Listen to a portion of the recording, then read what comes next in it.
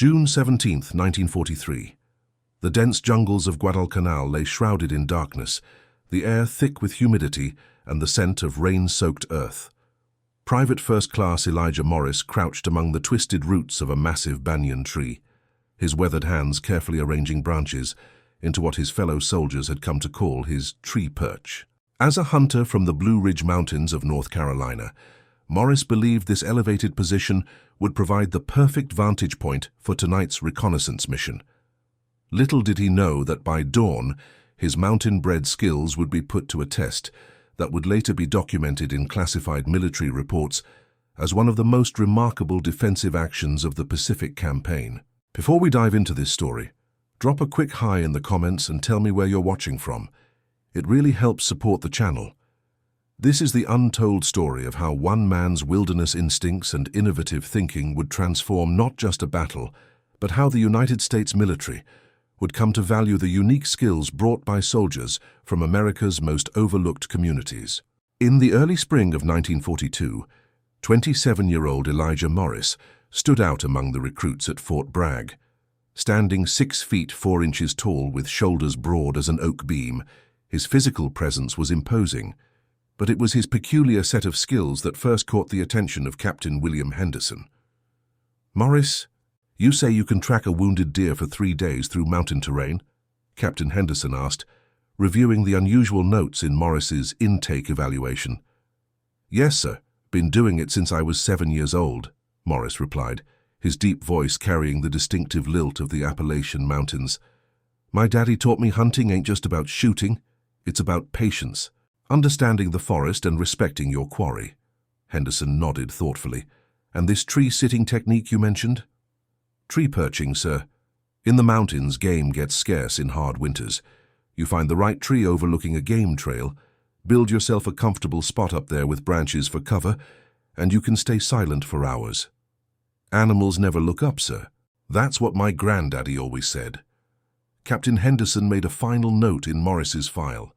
By the following week, Private First Class Elijah Morris was assigned to the newly formed Scout Platoon, 5th Marine Regiment, 1st Marine Division, a unit that would soon be shipped to a distant island in the Pacific that few Americans had ever heard of. Morris's journey from the segregated foothills of Appalachia to the jungles of Guadalcanal was one shared by thousands of African-American soldiers during World War II.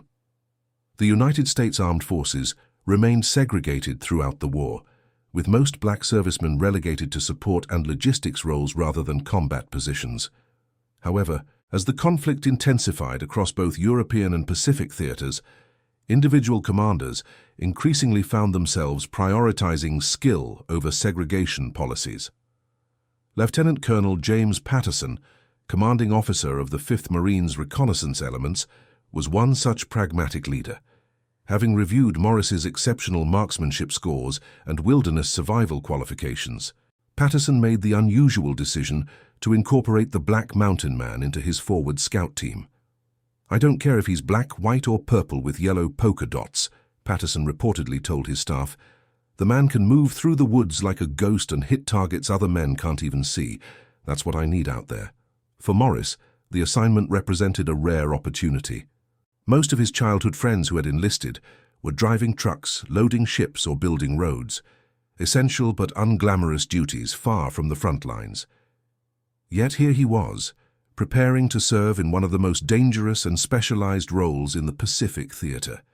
Training for jungle warfare proved both familiar and foreign to Morris. The dense vegetation, while different in composition from his native Appalachian forests, operated on similar principles. Wildlife moved in predictable patterns, water flowed according to the same laws of gravity, and men, regardless of their uniforms or languages, left signs of their passing that could be read by those who knew how to look. It was during these training exercises that Morris first began adapting his tree perch technique for military applications. What had once been a hunter's tool for waiting out white-tailed deer became a surveillance platform for monitoring enemy movements. His fellow scouts, initially skeptical of the unusual approach, quickly recognized its potential after Morris repeatedly ambushed them during training exercises from positions they had walked past without a second glance. Sergeant Frank Delacroix, a Louisiana native who became Morris's closest friend in the unit, later described the first time he witnessed the technique in action. "We were doing a training exercise, playing cat and mouse through this swampy area outside Camp Lejeune," Delacroix recalled in a 1977 interview for the Veterans History Project. "My team had been hunting Morris for about 4 hours with no sign of him. Then suddenly, he drops down right in the middle of our formation, touches 4 of us on the shoulder, which according to the rules meant we were dead, and disappears again before we could react. Turns out he'd been following us for miles, building these little platforms in the trees and leapfrogging ahead of us. The instructors called off the exercise after that and made Morris teach the technique to everyone. The technique was deceptively simple in concept, but required considerable skill in execution. Unlike a standard sniper's nest, which might be established in a single location for extended periods, Morris's tree perch system involved creating multiple temporary platforms that could be quickly constructed, utilized, and abandoned as needed. Each perch incorporated natural camouflage and was built to distribute weight across multiple branches, preventing any single point from bending unnaturally and revealing the position. By the time the 5th Marines deployed to the Pacific in July 1942, Morris had refined the system further and trained a small cadre of scouts in its use. What no one could have predicted was how crucial this unorthodox technique would prove in the dense jungles of Guadalcanal. The Solomon Islands campaign began on August 7, 1942, when Allied forces, predominantly American, launched the first major offensive against Japanese-held territories in the Pacific. The initial landings on Guadalcanal met light resistance, as the Japanese defenders were caught by surprise. However, the Imperial Japanese Army quickly recovered and began a series of fierce counterattacks aimed at reclaiming the strategic Henderson Field Air Base. For the next 6 months, Guadalcanal became the scene of some of the most intense fighting of the Pacific War. The tropical environment itself proved nearly as deadly as enemy fire, with malaria, dysentery, and other diseases cutting through American ranks with grim efficiency. The dense jungle canopy created a perpetual twilight on the forest floor, while the humidity and rainfall, often exceeding 15 inches per month, ensured that men and equipment remained constantly wet, promoting rust, rot, and fungal infections. It was in this harsh environment that Elijah Morris found himself oddly at home. The skills that had sustained his family through lean depression years in the mountains now kept him alive in the Pacific. He knew how to stay dry in constant rain, how to find safe water when supplies ran low, and most importantly, how to move unseen through terrain that seemed impenetrable to many of his comrades. By November 1942, Morris had conducted 17 successful reconnaissance missions into Japanese-held territory, earning a reputation among both officers and enlisted men as someone who could be counted on to return with accurate intelligence. His tree perch technique had evolved further, incorporating elements of Japanese architecture observed during these missions. The Japanese were masters of camouflage, Morris later explained to military historians. They would weave vines and branches so naturally that you could walk right past a machine gun nest without seeing it. I started copying their methods, but applying them to elevated positions. They rarely looked up. Their combat doctrine was very focused on ground-level threats. December 10th, 1942 marked a turning point in Morris's war experience. A Japanese offensive had pushed American forces back to a defensive line along the Matanikau River. Intelligence suggested that enemy units were massing for a major assault, but heavy cloud cover prevented aerial reconnaissance from confirming troop numbers or positions. Lieutenant Colonel Patterson summoned Morris to his command post, a muddy dugout reinforced with coconut logs and covered with ponchos to keep out the worst of the rain. "Morris, we need eyes on the other side of Hill 374, Patterson said, pointing to a map spread across an ammunition crate. "Command thinks the Japanese are staging there for a push toward Henderson Field, but we need confirmation before we commit our reserves." Morris studied the map, noting the contour lines that indicated a ridge running roughly east to west, with several smaller hills dotting the approach. "That's about 4,000 yards behind their lines, sir. Heavily patrolled area. That's why I'm asking you, Morris. No one else has your track record for getting in and out unseen." Morris nodded slowly. I'll need Delacroix and Ramirez for this one, sir, and 3 days' rations. You've got 24 hours, Private. After that, we have to assume the attack is coming and position accordingly. The mission began shortly before midnight, with Morris leading his small team across American lines during a coordinated artillery barrage designed to mask their movement. For 6 hours, they navigated through Japanese-held territory, using streams where possible to hide their tracks and moving only during the brief periods when rain reduced visibility for enemy sentries.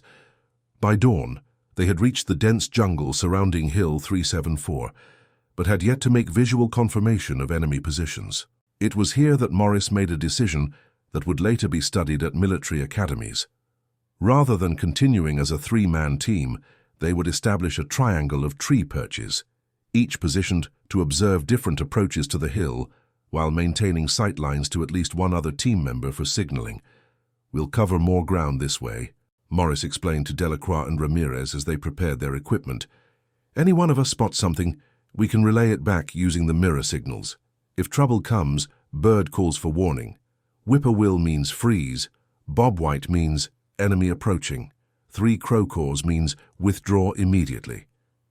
By mid-morning, all 3 scouts had established their positions.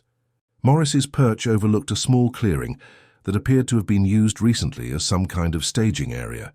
Spent cigarette butts, discarded ration tins with Japanese markings, and the distinctive rectangular imprints of ammunition crates all indicated significant activity, but the clearing itself was currently empty. For 6 hours, Morris remained motionless in his perch, practicing the breathing techniques his grandfather had taught him for long hunting sessions. "The human eye is drawn to movement," the old man had explained. "Learn to be still, and you become invisible even in plain sight." At approximately 1500 hours, Morris's patience was rewarded. A Japanese officer, accompanied by 2 radio men, entered the clearing and began setting up a field communication station. Through his binoculars, Morris could make out the rank insignia identifying the officer as a major in the Imperial Japanese Army. The men spoke briefly, their conversation inaudible at this distance, before the major unfolded a map on a portable table and began marking positions with a red pencil. Using his signaling mirror, Morris alerted Delacroix to the development. Within minutes, Delacroix had repositioned to a tree with a better vantage point on the clearing, though the move nearly ended in disaster when a Japanese patrol passed directly beneath his new position. Only the sudden downpour of rain, masking any sounds from above, prevented the patrol from detecting the American scout. By nightfall, the true purpose of the clearing had become evident. Company after company of Japanese infantry arrived, received orders from officers gathered around the map table, and moved out again toward the southeast, directly in the path of the thinly stretched American lines. Morris and his team maintained a careful count, using pebbles moved from one pocket to another to track the numbers without risking notes that could be lost or captured. "I counted 8 full companies, each at about 160 men," Morris later reported, "all heavily armed, moving in assault formation rather than march order. They were carrying extra ammunition bandoliers and wooden Bangalore torpedoes for clearing obstacles. Everything pointed to an imminent attack. With darkness providing additional cover, Morris signaled the withdrawal order to his team. Their mission now was to return to American lines with this critical intelligence before the Japanese force could launch their assault. Under normal circumstances, they would have retraced their approach route, but Morris's instincts warned against this. "They know we're watching," he told Delacroix and Ramirez as they regrouped at a predetermined location. "Those patrols have been getting more frequent all day. They'll have the obvious routes covered." Instead, Morris proposed a bold alternative.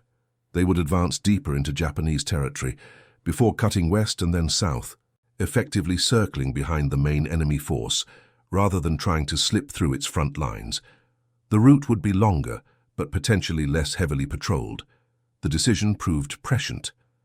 As they moved through the jungle that night, they encountered evidence of numerous Japanese ambush positions established along their original approach route. Had they attempted to return that way, capture or death would have been virtually certain. The alternative route, however, presented its own challenges. The terrain grew increasingly rugged as they moved west, with steep ravines and limestone formations creating natural obstacles that slowed their progress. By dawn on December 12th, they had covered only half the distance back to American lines and were forced to hide during daylight hours to avoid detection. It was during this enforced pause that Morris made a discovery that would alter the course of not just their mission, but potentially the entire battle for Guadalcanal.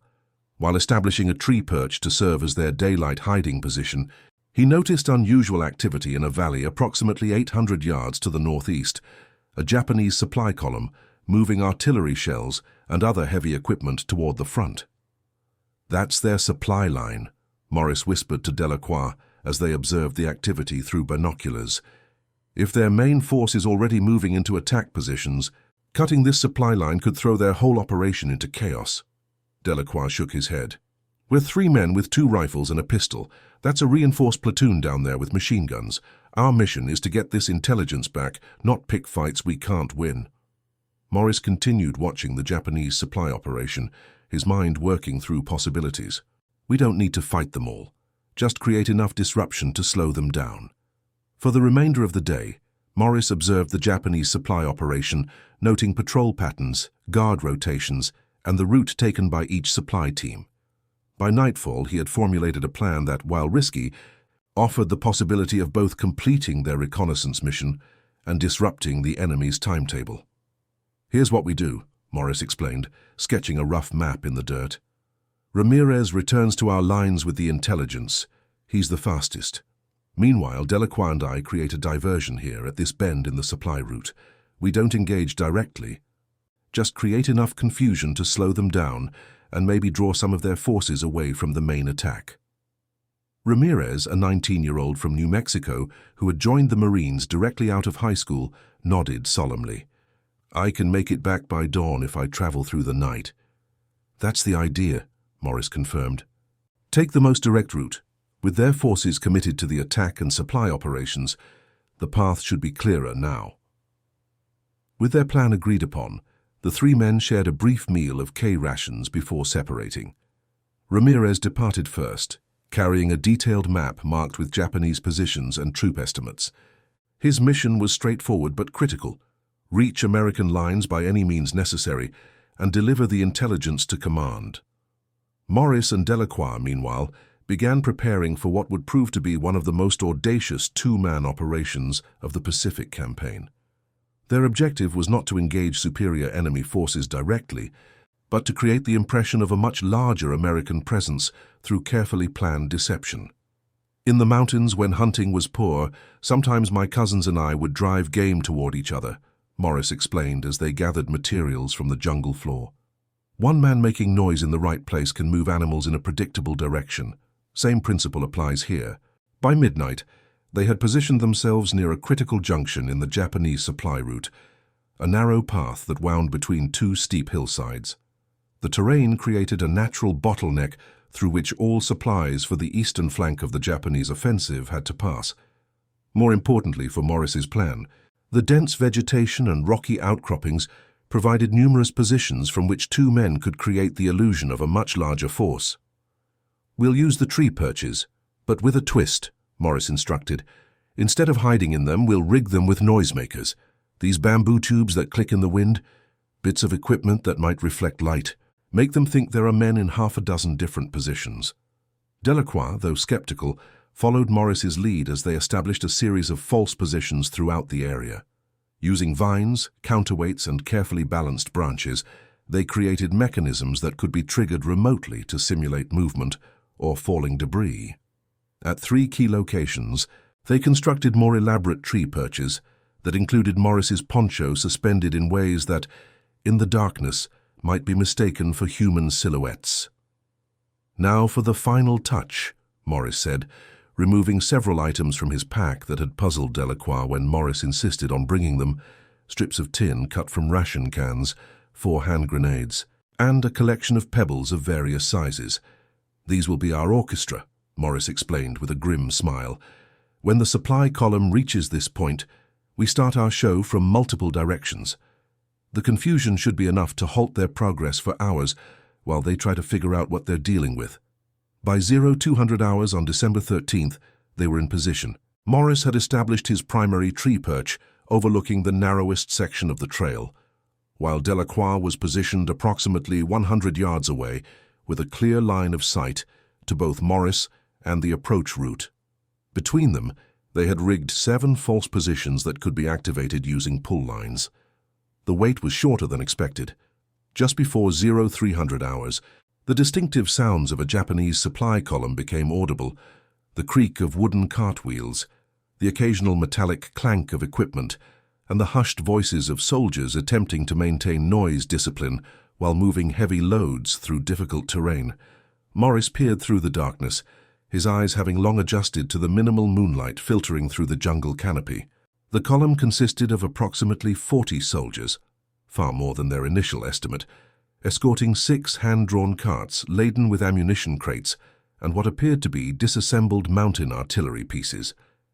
As the head of the column reached the narrowest point of the trail, directly beneath Morris's position, he gave the first signal to Delacroix. 3 soft clicks using a cricket noisemaker they had synchronized before separating. The sound, nearly identical to one of the many jungle insects, would have gone unnoticed by anyone not specifically listening for it. Delacroix's response came seconds later, 2 clicks indicating he was ready to begin their elaborate deception. Morris took a deep breath, held it for a moment as his grandfather had taught him, then released it slowly as he pulled the first triggering line. Approximately 70 yards down the trail, a carefully balanced arrangement of bamboo tubes and pebbles cascaded down through the canopy, creating a sudden burst of noise that instantly halted the Japanese column. Officers barked hushed orders as soldiers moved into defensive positions, their attention focused on the area where the noise had originated. 30 seconds later, Delacroix activated the second false position, this one producing not just noise, but also movement, as a suspended branch swung briefly through a patch of moonlight before disappearing again into the shadows. From the perspective of the now alert Japanese soldiers, it would have appeared as if someone had moved quickly between hiding spots. The Japanese commander, a lieutenant by his insignia, directed a squad of 8 men to investigate the disturbance, while ordering the remainder of the column to take cover. It was precisely the reaction Morris had anticipated. As the search squad moved cautiously toward the false position, Morris triggered his third deception, a simple but effective trick using tin strips arranged to reflect moonlight in a pattern that suggested metal equipment moving through the undergrowth, this time in the opposite direction.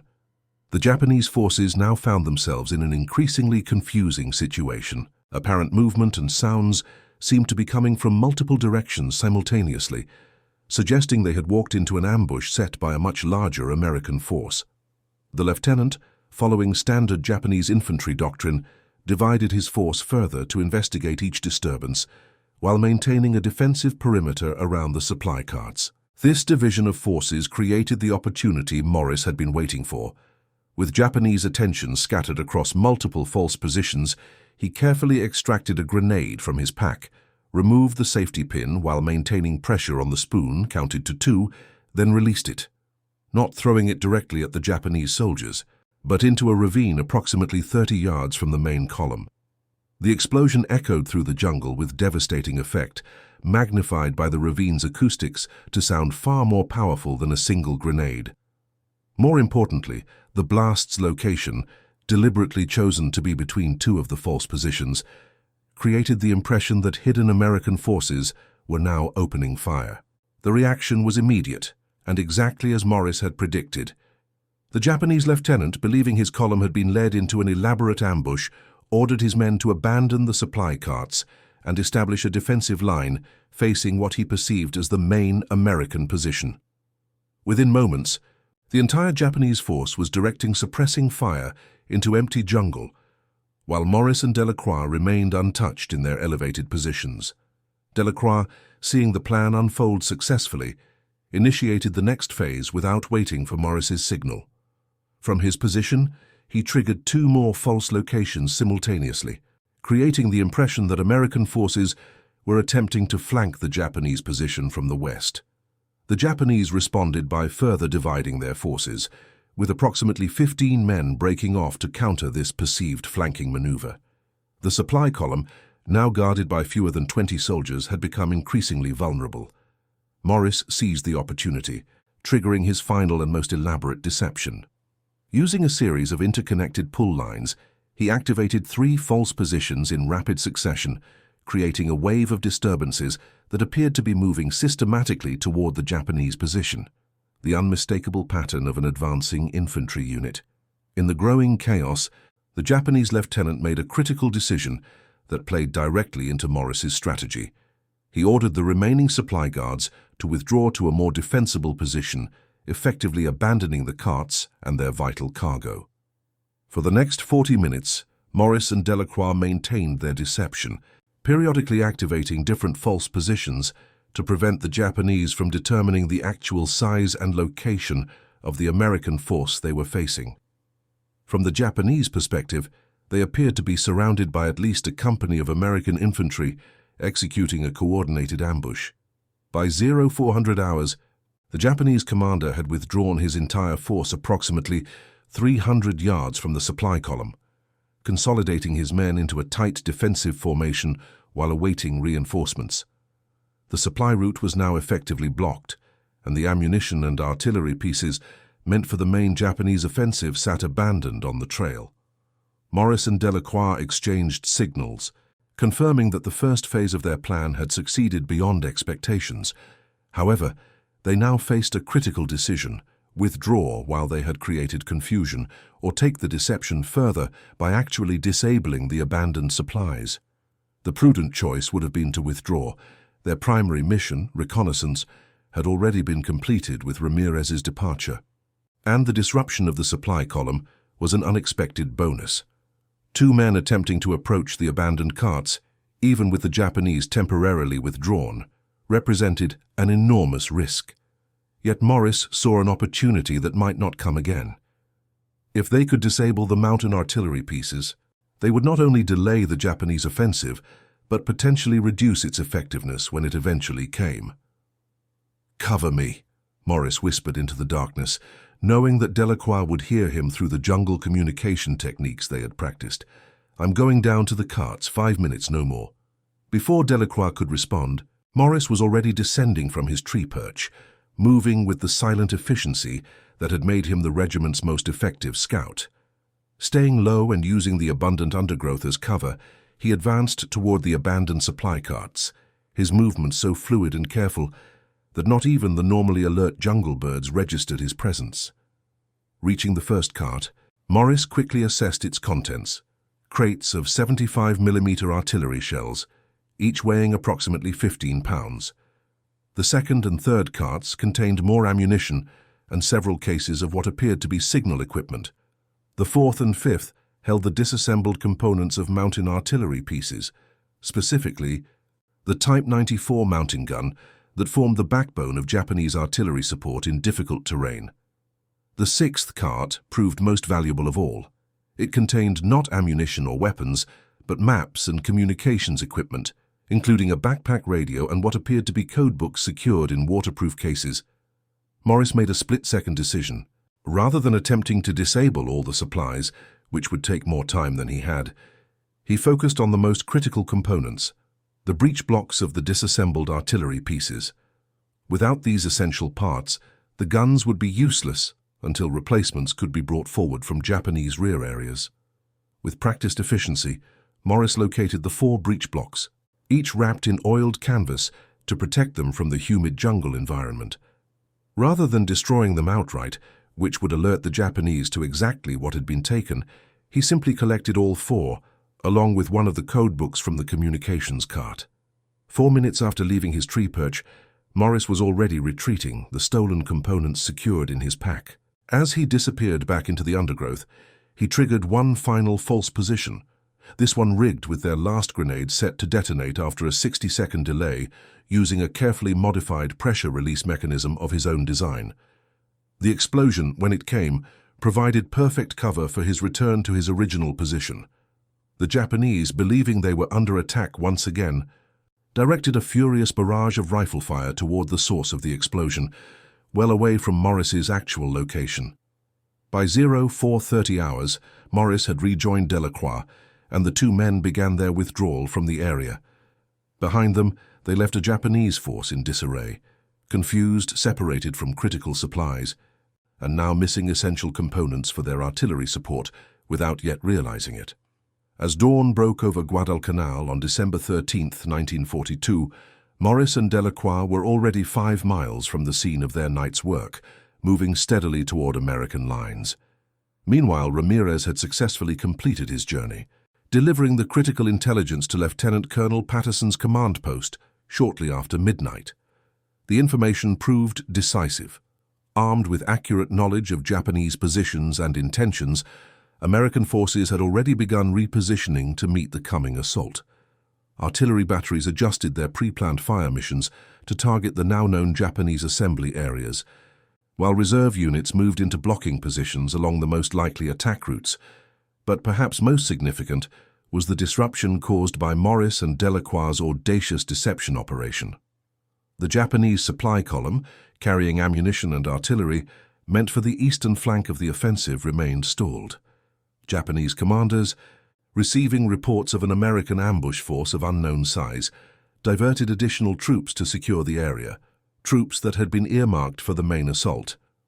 By mid-morning, when Morris and Delacroix finally reached American lines, the Japanese offensive that had been planned as a coordinated attack along the entire front had been transformed into a series of disjointed, undersupplied assaults that American forces were able to repel with relative ease.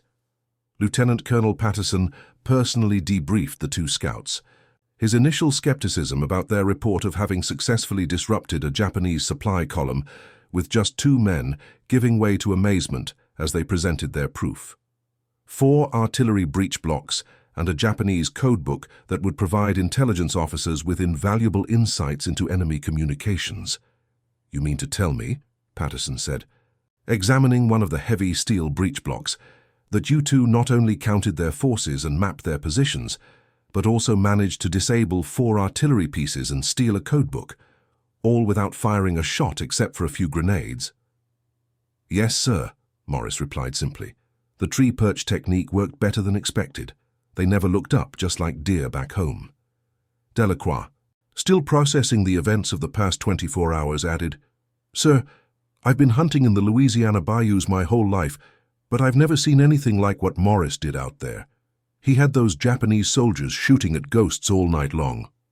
Patterson set down the breech block and studied Morris thoughtfully. "Private, I've been in the Marines for 20 years, and I've never seen or heard of an operation like this. 2 men creating the impression of a company-sized force and actually succeeding in disrupting enemy operations of this scale. It's unprecedented." For Elijah Morris, the mountain man from the segregated foothills of North Carolina, the events of that night represented something beyond a successful mission. They were validation of skills and knowledge that had been passed down through generations of his family, techniques born of necessity in the harsh Appalachian wilderness, but proven equally effective against the disciplined forces of the Imperial Japanese Army. In the days that followed, as American forces successfully repelled the weakened Japanese offensive, Morris found himself summoned to division headquarters. There, to his surprise, he was awarded the Silver Star for gallantry in action, one of the first African-American servicemen in the Pacific Theater to receive such recognition. The citation, read aloud by Major General Alexander Vandergrift himself, described Morris's actions in carefully worded military language that hardly captured the audacity of what he and Delacroix had accomplished.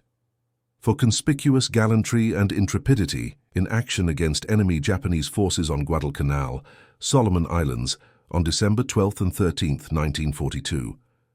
Private First Class Morris, with complete disregard for his own safety, conducted essential reconnaissance deep behind enemy lines and subsequently disrupted enemy supply operations critical to their offensive capabilities.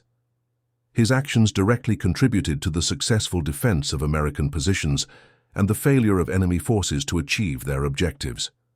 What the citation did not mention, could not mention in the still segregated military of 1943, was how Morris's tree perch technique would soon be incorporated into the training of Marine Scout sniper units throughout the Pacific, or how his innovative approach to asymmetric warfare against numerically superior forces would eventually be studied at Quantico and other military academies as a textbook example of how intelligence, terrain knowledge, and psychological warfare could multiply the effectiveness of even the smallest unit. For Morris himself, the recognition was less important than the knowledge that his actions had saved American lives. As he later told Sergeant Delacroix during a rare moment of reflection, "My granddaddy used to say that a smart hunter never fights the bear head-on. You outsmart it, you use what you know that it doesn't, and you make it defeat itself." On that night in the jungles of Guadalcanal, Elijah Morris had done exactly that. Using knowledge passed down through generations of mountain hunters, adapted to the context of modern warfare, he had helped turn the tide of a battle that might otherwise have ended very differently. As dawn broke on June 18, 1943, Elijah Morris made final adjustments to his tree perch, knowing that the coming night would test every skill he had developed over the past year of jungle warfare. Reports indicated that a Japanese force estimated at platoon strength was attempting to infiltrate American lines to gather intelligence on defensive positions, precisely the kind of operation Morris had been tasked with preventing. The evening sun cast long shadows through the jungle canopy as Elijah Morris completed the final preparations on his advanced tree perch system. 6 months had passed since his legendary deception operation alongside Delacroix, and in that time, Morris had refined his techniques to near perfection. No longer was he constructing simple hunter's blinds adapted for warfare. He had developed an interconnected network of elevated positions that Marines throughout the Pacific Theater had begun calling Morris nests. "You're sure about this position, Morris?" Lieutenant James Wilson asked, studying the crude map Morris had sketched of the surrounding terrain.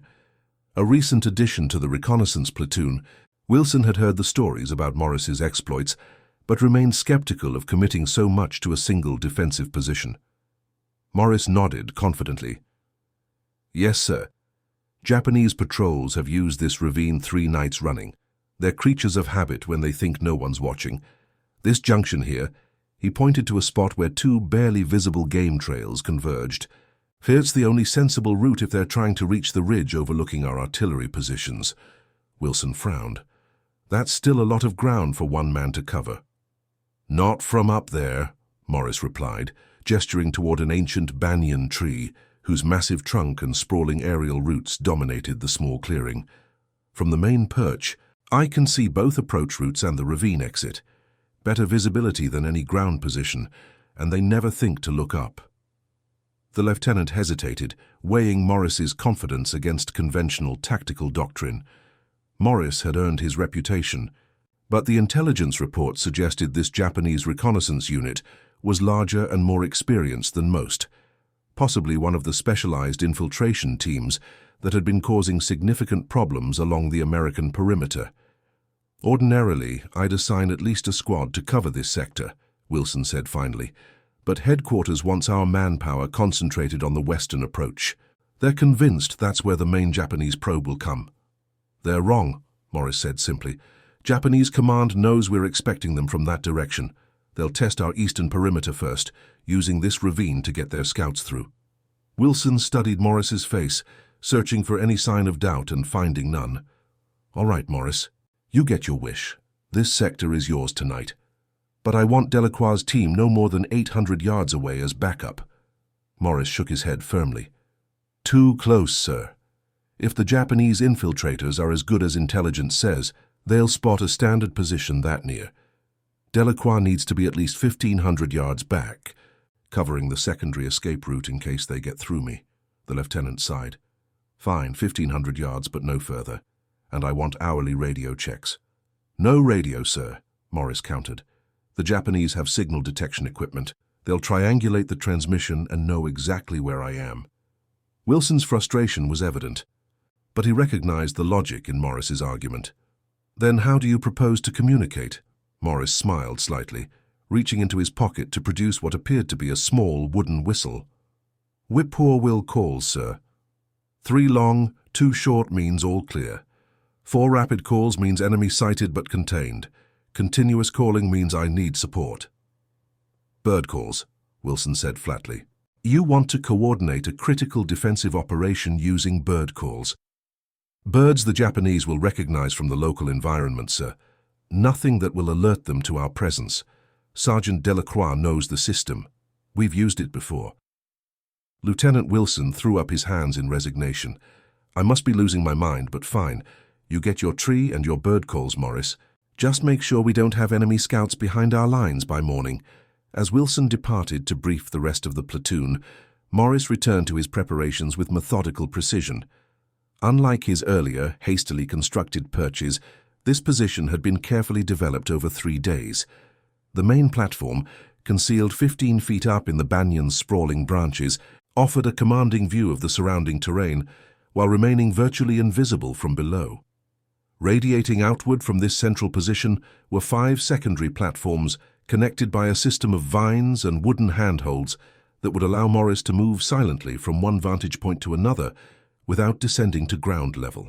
Each secondary platform was positioned to cover a potential blind spot or approach angle, creating a 3-dimensional defensive perimeter controlled by a single man. Most innovative was Morris's integration of what he called force multipliers, simple but effective devices designed to create the impression of multiple defenders. These included tripwires connected to suspended pebble caches that would create noise when triggered, carefully positioned mirrors that could reflect moonlight to simulate metal equipment moving through the undergrowth, and canvas pouches filled with locally gathered herbs that, when cut open, would release scents strong enough to mask Morris's own presence from even the most keen-nosed enemy scout. By sunset, Morris had completed his preparations and settled into the main perch. His equipment was minimal but carefully selected. His M1 Springfield rifle with custom-fitted low-glare scope, a .45 caliber pistol for close encounters, 3 grenades, a combat knife, and a small pack containing water, K-rations, and his specialized tools. Most unusual was a cloth-wrapped bundle containing various natural materials, charcoal, clay, and plant dyes that Morris used to camouflage his skin and clothing. As darkness enveloped the jungle, Morris applied this camouflage with practiced precision, covering his face, hands, and any exposed skin with a mottled pattern of blacks, browns, and greens that broke up his human silhouette.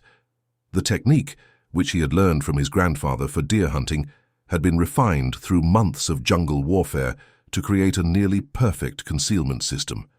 "Grandfather always said the eyes give you away," Morris murmured to himself, as he carefully blackened the skin around his eyes to reduce reflection. It was a ritual he performed before every mission, a connection to the hunting traditions that had been passed down through generations of his family.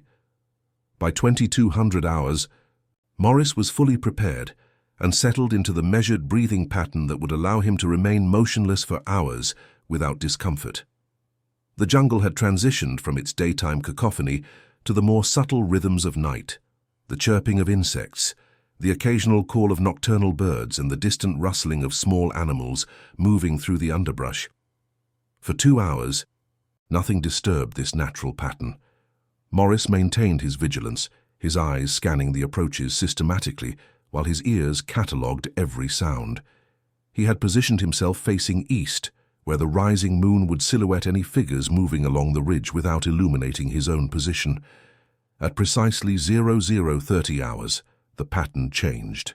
The insects near the southern entrance to the ravine fell silent for approximately 20 seconds before resuming their chorus, a subtle but unmistakable sign that something had disturbed them momentarily before they adjusted to its presence. Morris shifted his attention to that area, his body remaining perfectly still while only his eyes moved. For several minutes, he detected nothing unusual, but his instincts, honed by years of hunting and months of combat, told him something was approaching. Then he saw it, a barely perceptible movement approximately 70 yards from his position. Had he been on the ground, it would have been invisible, but from his elevated vantage point, Morris could distinguish the silhouette of a Japanese soldier, moving with extraordinary stealth along the edge of the ravine. The soldier's technique was impressive. He remained still for 30 to 40 seconds between movements, each advance covering no more than a few feet. His camouflage, a specialized uniform augmented with local vegetation, blended seamlessly with the surrounding jungle. Only from Morris's elevated perspective, with the advantage of backlighting from the rising moon, was the infiltrator visible at all. Morris tracked the soldier's progress without moving, noting the careful way the man examined the ground before each step and periodically scanned his surroundings. This was no ordinary infantry patrol. This was a trained scout with skills approaching Morris's own. As the Japanese scout reached a position approximately 50 yards from the banyan tree, he paused longer than usual, seeming to sense something amiss. Morris watched as the man slowly surveyed the area, his gaze eventually lifting toward the trees, not directly at Morris's position, but close enough to demonstrate an awareness that threats might come from above. Morris remained motionless, controlling even his breathing to ensure no branch or leaf moved unnaturally. After nearly 2 minutes of scrutiny, the Japanese scout apparently satisfied himself that the area was clear and resumed his advance, now moving toward the junction of the two trails that Morris had identified as the critical choke point. What happened next confirmed Morris's tactical assessment. Upon reaching the junction, the scout produced a small red cloth and carefully tied it around a branch approximately 4 feet from the ground, a marker for those who would follow. He then continued forward, advancing another 30 yards before establishing a concealed position among the roots of a fallen tree to observe the trail ahead. Morris recognized the tactic immediately. This was the point man for a larger infiltration unit, marking the route and establishing observation posts to ensure the path remained clear. The main element would be following at a predetermined interval, likely within the next 30 minutes. This presented Morris with his first decision point. He could eliminate the scout now, potentially alerting the following force but preventing them from having a prepared route, or he could allow the scout to continue, gathering more intelligence about the size and composition of the main element before acting. Morris chose patience. From his grandfather, he had learned that successful hunting required understanding not just individual animals, but entire patterns of movement. The same principle applied here. The more he knew about this Japanese unit's structure and procedures, the more effectively he could counter them. For 20 minutes, Morris observed as the Japanese scout methodically established his observation post, placing additional markers at key decision points along the route. The man's professionalism was evident in every movement. This was clearly an elite soldier, possibly from one of the specialized Imperial Japanese Army reconnaissance units that had been transferred to Guadalcanal in recent months. At approximately 0100 hours, Morris detected new movement at the ravine entrance. Using one of his secondary perches to gain a better angle, he counted 3 more Japanese soldiers advancing in the same careful manner as the first scout. These men were similarly equipped with specialized camouflage and moved with the discipline of extensively trained infiltrators.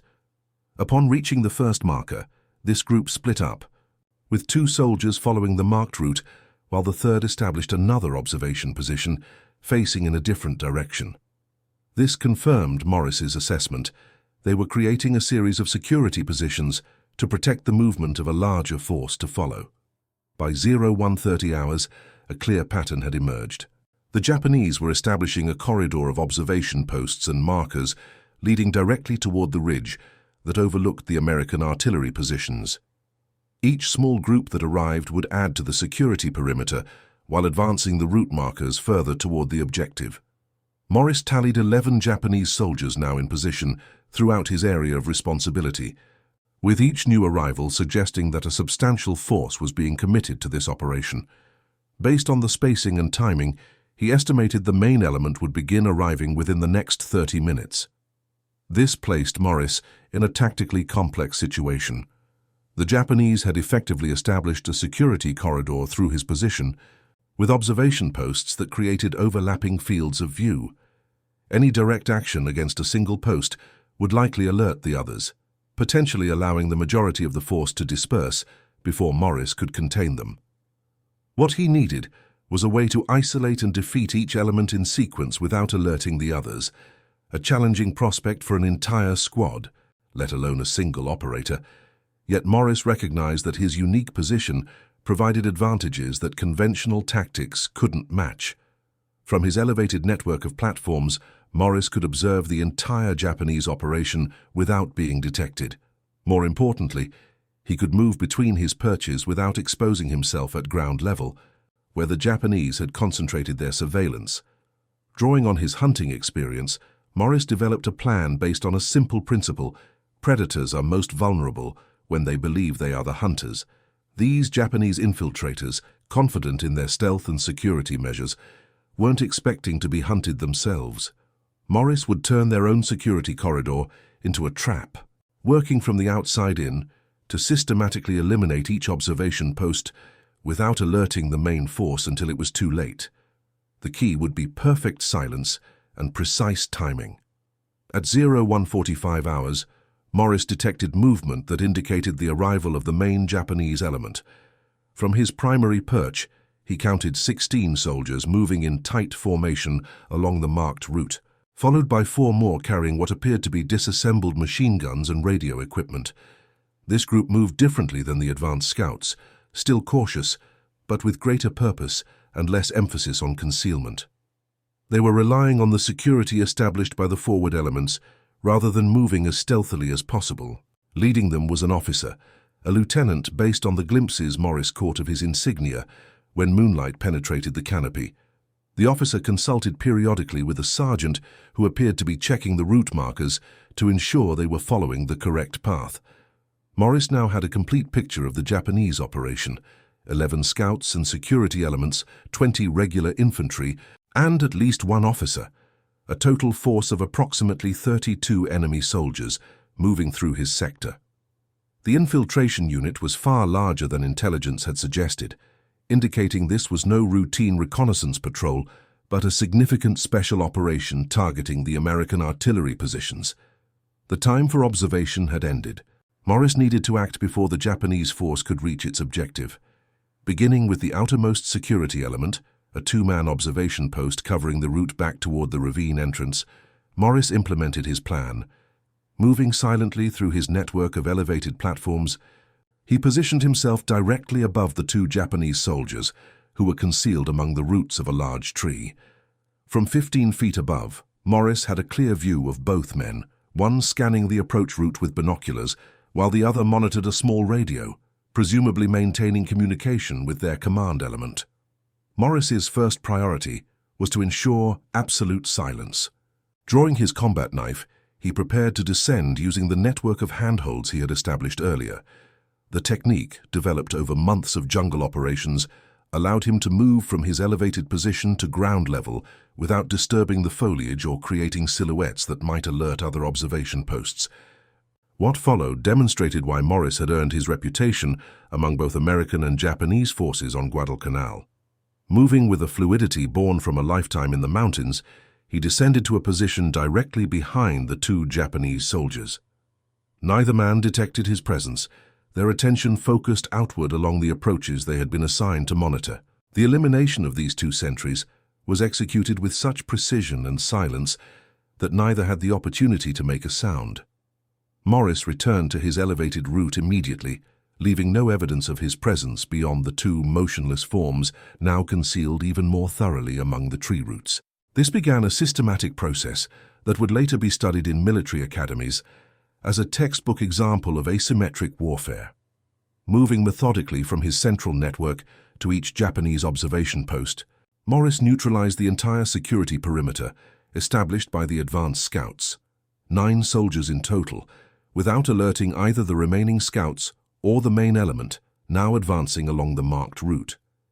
Each action was conducted with the same meticulous attention to detail: silent approach from above or behind, quick and silent neutralization, and immediate withdrawal to the elevated network without leaving signs of his presence.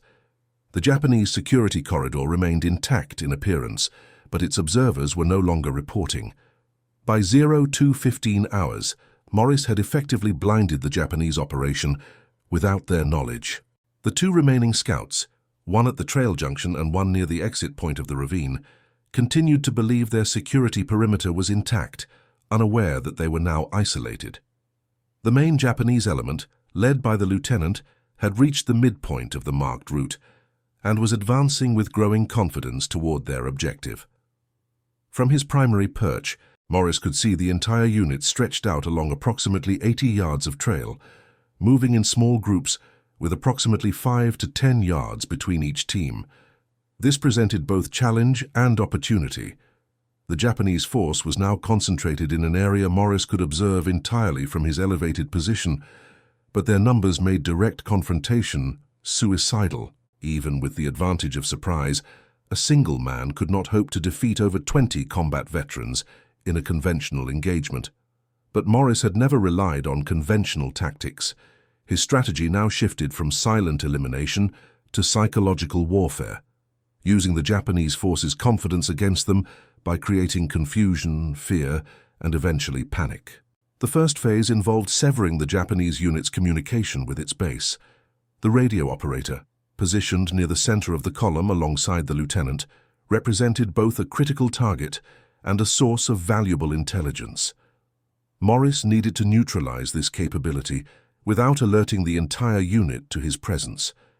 Using one of the tripwires he had established earlier, Morris triggered a cascade of pebbles approximately 40 yards ahead of the Japanese column. The sudden noise in the otherwise quiet jungle brought the entire unit to an immediate halt, with all attention focused toward the direction of the disturbance. As the lieutenant dispatched 2 soldiers to investigate, Morris executed a rapid movement through his elevated network to a position directly above the now stationary command element. With the Japanese officers looking forward toward the disturbance, Morris implemented the most audacious aspect of his plan. Using a specialized tool of his own design, a thin wooden pole with a small hook at one end, Morris carefully lifted the radio handset from its cradle on the operator's backpack. The operator, focused on the lieutenant's assessment of the disturbance ahead, remained unaware as Morris slowly raised the handset into the canopy. With the Japanese communication capability now compromised, Morris triggered the second phase of his plan. From a prepared position 20 yards behind the Japanese column, he activated a noise-making device consisting of bamboo tubes that simulated movement through undergrowth, subtle enough to create concern, but not obvious enough to confirm an attack. The effect was immediate.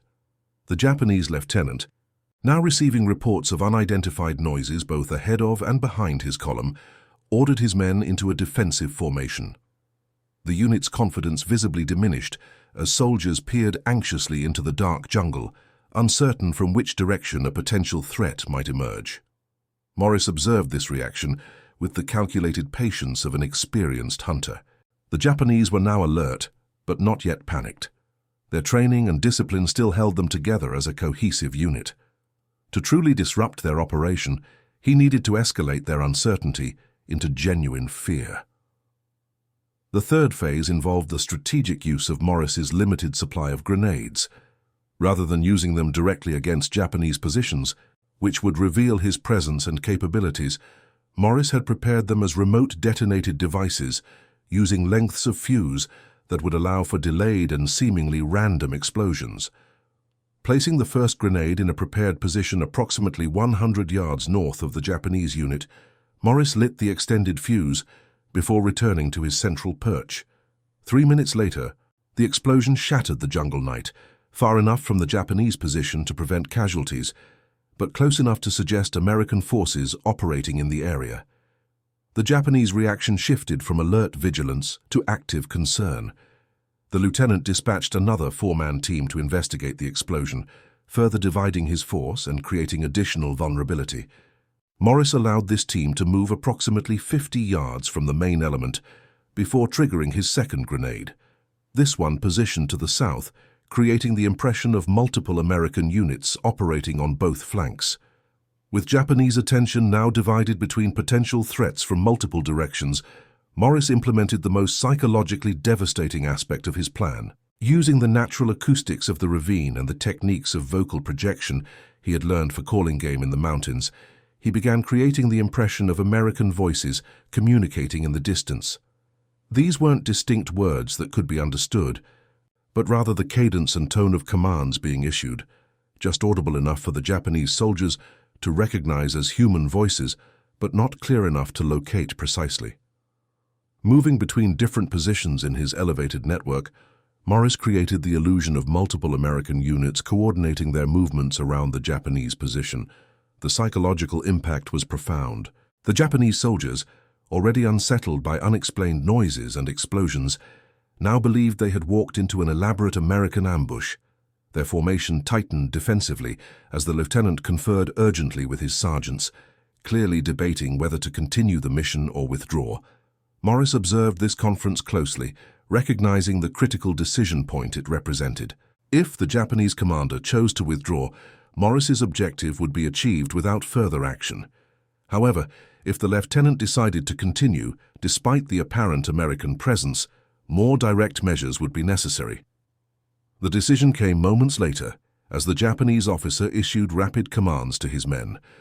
Rather than withdrawing, they were adjusting their formation to advance more aggressively, apparently believing that pushing quickly through the perceived American position represented their best chance of completing their mission. This forced Morris to escalate to the final phase of his plan, direct action against the Japanese main element. The challenge remained the same. How could one man effectively engage a force of this size without being immediately overwhelmed? The answer lay in the unique advantages of Morris's elevated position and the psychological state he had already induced in the Japanese unit. Beginning with precisely aimed fire from his Springfield rifle, Morris targeted the Japanese heavy weapons teams first, the soldiers carrying the disassembled machine guns that would pose the greatest threat in a sustained engagement. From his elevated position, 15 feet above the trail, Morris had clear firing lanes that would be impossible from ground level. His first shot struck with devastating effect, eliminating one of the machine gunners instantly.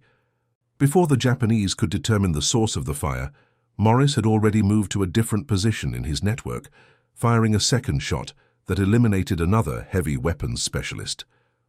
The Japanese response was immediate, but ineffective. Rifles firing wildly into the jungle in all directions as soldiers sought cover wherever they could find it.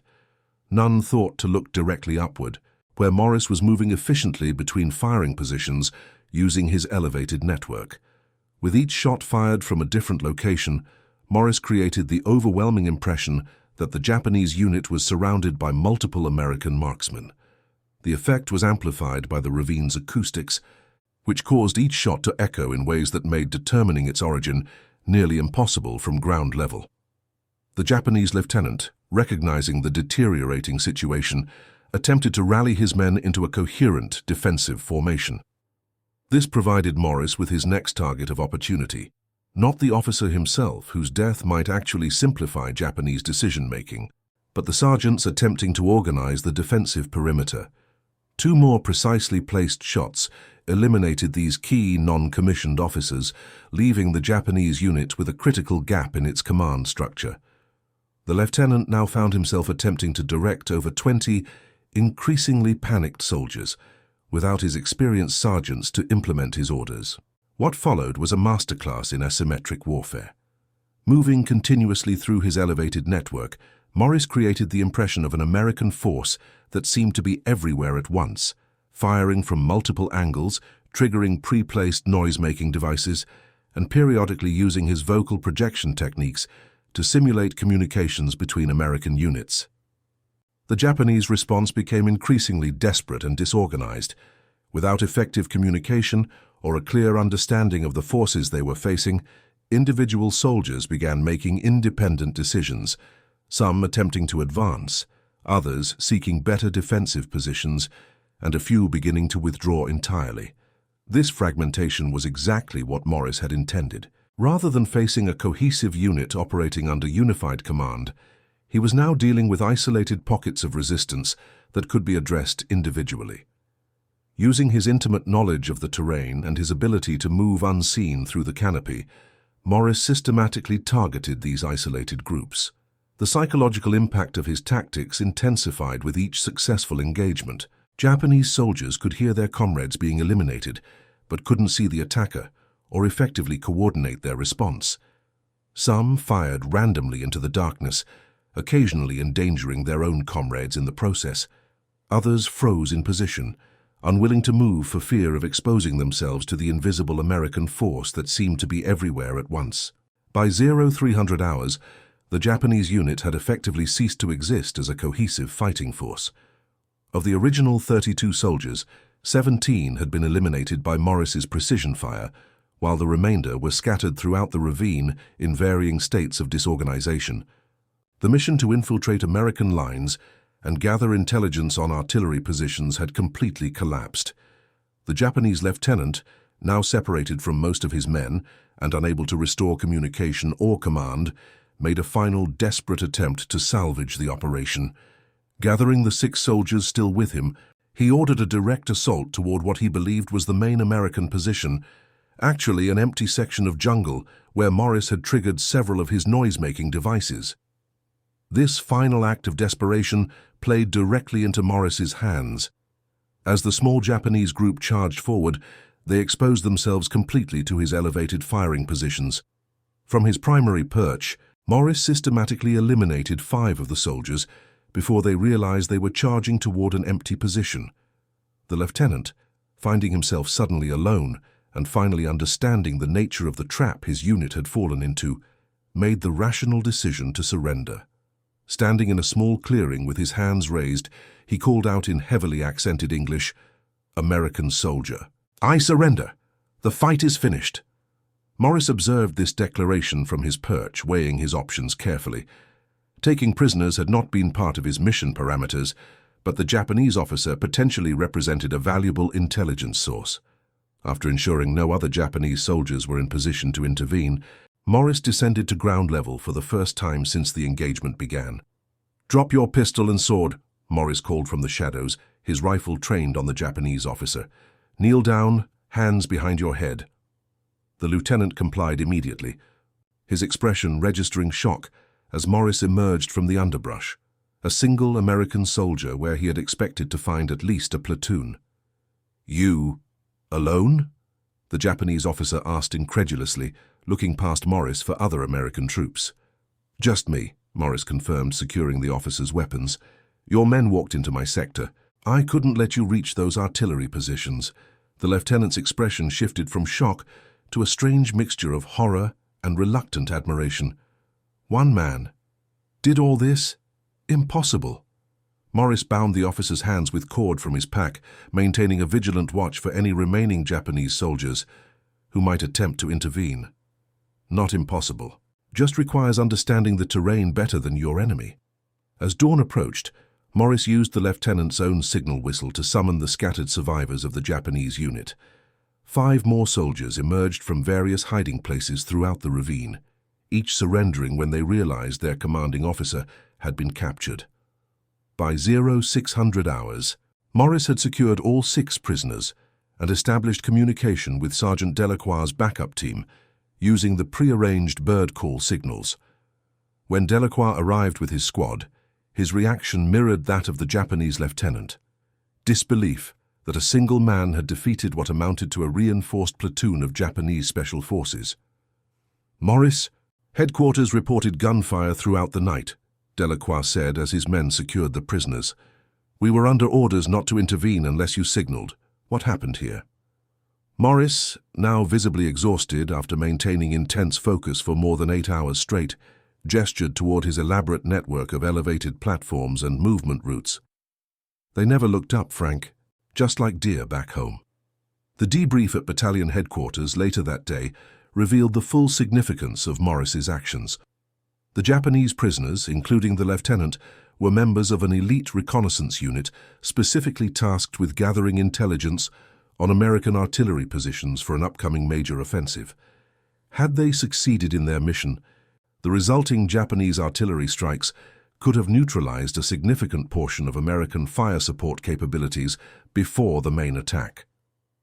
Major Thomas Reynolds, the intelligence officer conducting the debrief, struggled to reconcile the outcome with the resources committed. "Let me understand this correctly, Private Morris. You engaged 32 enemy Special Forces operators, neutralized 26 and captured 6. Alone?" "Yes, sir," Morris replied simply. "My tree perch system gave me the advantage. They couldn't find me because they were looking in the wrong dimension." "The wrong dimension," the major repeated slowly. "You mean they didn't look up?" "That's right, sir. Most men don't. It's a habit from living on the ground. In the mountains, my grandfather taught me that success in hunting comes from breaking the habits your prey expects you to follow."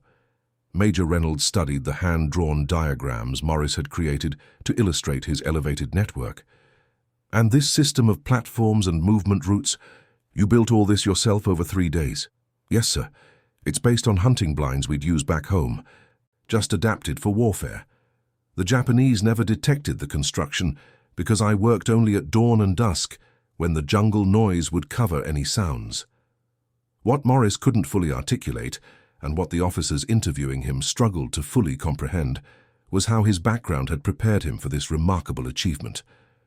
Growing up in the segregated South, Morris had learned to move through the world carefully, observing without being observed, understanding systems and patterns that others took for granted. Combined with generations of mountain hunting knowledge passed down through his family, these skills had created a soldier uniquely equipped for the challenges of jungle warfare. The impact of Morris's action extended far beyond that single night. The intelligence gathered from the captured Japanese officer revealed details of the planned offensive that allowed American forces to prepare a devastating counter-response. More significantly, Morris's tree perch system and the tactics he employed became the foundation for a specialized training program implemented throughout the Pacific Theater. By April 1944, Morris methodology had become standard doctrine for reconnaissance units operating in jungle environments. The emphasis on three-dimensional battlefield awareness, psychological warfare, and leveraging terrain advantages against numerically superior forces proved particularly effective in the island-hopping campaigns that followed. For Elijah Morris himself, the night's action resulted in a battlefield commission to second lieutenant, an extraordinary recognition for an African-American soldier in the still segregated military of World War II. More personally meaningful was the letter he received from his grandfather, written in response to Morris's own correspondence, describing, in carefully censored terms, how he had adapted the family's hunting techniques to warfare. "What you have done," the elderly man wrote in shaky handwriting, "is to show them the wisdom that has always existed in our ways. The mountains taught our family how to see what others miss, how to move without disturbing the world around us, and how to respect both the land and those who travel through it. I am proud that you have carried these teachings with you, even in such distant and dangerous places." Perhaps the most telling testament to Morris's impact came from the Japanese lieutenant who had surrendered to him. During intelligence debriefing, when asked to explain how his elite unit had been defeated so thoroughly, the officer replied with what would later become a widely circulated quote among Allied forces in the Pacific. "We were prepared to face American technology, American numbers and American firepower," the lieutenant said through a translator.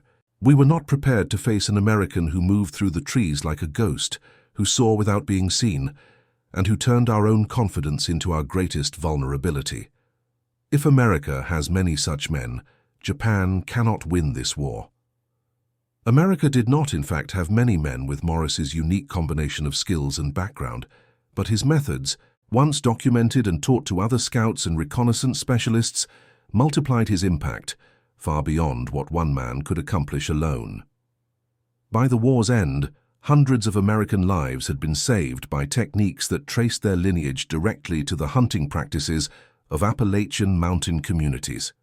After the war, Elijah Morris returned to North Carolina, where he used his veterans' benefits to purchase land that had once belonged to his grandfather but had been lost during the Depression. There he established a forestry business that employed many returning veterans, regardless of race, an unusual practice in the still segregated South. In 1954, Morris was invited to the newly established United States Army Special Warfare School at Fort Bragg as a civilian consultant. Though his contributions remained classified for decades, his influence on special operations doctrine extended well into the Cold War era and beyond. The tree perch system he pioneered evolved into modern techniques still taught to special forces operators conducting surveillance in forested environments worldwide. The psychological warfare aspects of his approach, creating the impression of a much larger force through carefully orchestrated deception, became fundamental principles in asymmetric warfare doctrine. When Morris passed away in 1987 at the age of 72, his military funeral was attended by generals, special forces operators, and intelligence officials whose careers had been shaped by his innovations. His headstone in the small cemetery near his mountain home bears a simple epitaph that captures both the man and his legacy. He saw what others missed and taught us all to look up. The full details of Morris's actions on that June night in 1943 remained classified until 2004, when documents relating to special operations in the Pacific Theater were finally declassified. Military historians reviewing these records expressed amazement that such a significant tactical innovation had stemmed from traditional hunting practices preserved through generations of a single family. Dr. Eleanor Wainwright, professor of military history at West Point, summarized Morris's contribution in her 2007 analysis of unconventional warfare in World War II. What makes Morris's achievement remarkable is not just the numerical odds he overcame, but how he recognized that cultural knowledge often dismissed as primitive or unsophisticated by military professionals could be adapted to create revolutionary tactical advantages. His tree perch system represented a perfect synthesis of traditional wisdom and modern warfare requirements. For the soldiers who continue to train in variants of Morris's techniques today, the lesson extends beyond specific tactical applications. It speaks to the value of diverse perspectives in military planning, the importance of adapting to three-dimensional battlefield environments, and the enduring principle that understanding the psychology of your opponent can be as powerful as any weapon.